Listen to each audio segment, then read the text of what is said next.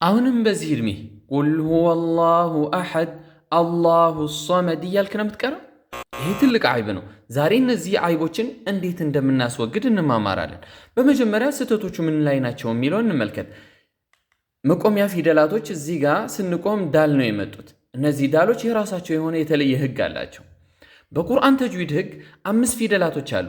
እነዛ 5 ፊደላቶች ሱኩን ሆነው ሲመጡ ወይንም እነሱ ፊደላቶች ላይ ስናቆም አንጥረን በቀልቀላ እንቀራቸዋለን። ቀልቀላ ብሎ ማለት ማንጠር ማለት ነው። አንጥረን እናነባቸዋለን። እነዛ 5 ፊደላቶች ማን ማን ናቸው? ቃፍ፣ ጣ፣ ባ፣ ጂም እና ዳል ናቸው። ልድገምላችሁ።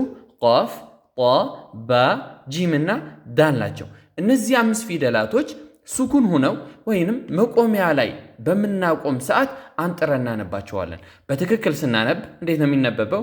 ቁል ሁወ አላሁ አሐድ አላሁ ሶመድ ለም የሊድ ወለም ዩለድ ወለም የኩን ለሁ ኩፉወን አሐድ። በዚህ መልኩ እናነጥራለን ማለት ነው። አሁን እዚህ ጋር ዳል ብቻ ነው የመጣለን።